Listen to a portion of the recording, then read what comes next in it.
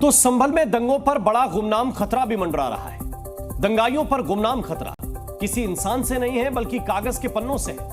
कोई तो है जिसे संभल हिंसा का पछतावा है और शायद इसी वजह से वो दंगाइयों की पहचान एक एक कर उजागर कर रहा है। अब तक पुलिस को 40 से ज्यादा चिट्ठियां मिल चुकी हैं और उनमें दंगाइयों की पूरी फाइल मौजूद है। संभल के एक एक दंगाई का नाम इसी संभल फाइल्स में मौजूद। ये फाइल्स पुलिस ने नहीं तैयार की बल्कि कुछ गुमनाम लोगों ने मिलकर तैयार की है, क्योंकि इस फाइल के अंदर कई ऐसे पन्ने हैं जो 24 नवंबर की हिंसा में शामिल गुनहगारों का सच बता रहे हैं। संभल पुलिस को एक के बाद एक कई चिट्ठियां मिलती जा रही हैं। इन चिट्ठियों में संभल हिंसा के आरोपियों के नाम के साथ साथ वो कहां से आए थे, कब आए थे, इन सब का जिक्र है। कुछ दिन पहले ही जी न्यूज के हाथ ऐसी गुमनाम चिट्ठी लगी थी। इस चिट्ठी में क्या लिखा है, ध्यान से सुनिए। आपको ये अवगत कराना है कि ग्राम दोताई थाना गढ़मुक्तेश्वर जनपद हापुड़ से एक दस्ता सुबह 3 बजे अंधेरे के समय संभल के लिए निकला था, जिसमें जानकारी के अनुसार जिसका संचालक अनसपुत्र लहिक कर रहा था।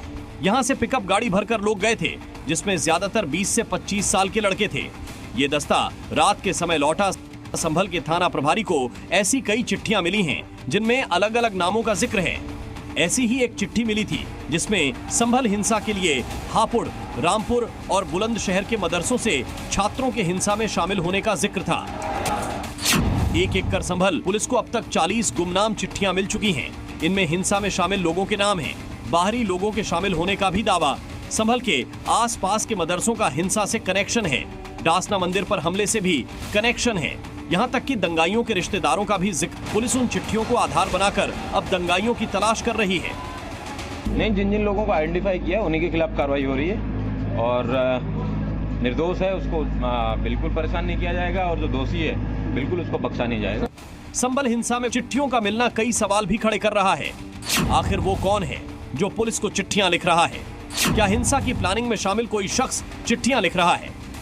अब संभल पुलिस हिंसा में शामिल लोगों के रिश्तेदारों और करीबियों पर भी कार्रवाई की तैयारी में है। संभल पुलिस अब संदिग्धों के मोबाइल कॉल रिकॉर्ड खंगाल रही है। पुलिस ने उपद्रवियों के 200 करीबियों की सीडीआर निकलवाई है। अब तक 40 से ज्यादा हिंसा के आरोपी पकड़े जा चुके हैं, जबकि पुलिस की एफआईआर में 400 उपद्रवियों का जिक्र है। मतलब अभी भी संभल के सभी गुनहगार पकड़े नहीं गए हैं। सुनील सिंह, जी मीडिया, संभल।